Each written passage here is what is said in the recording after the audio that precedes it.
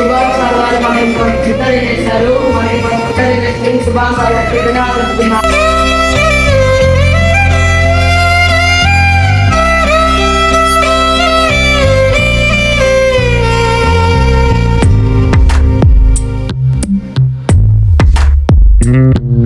Hi friends, it's my India, it's my duty team.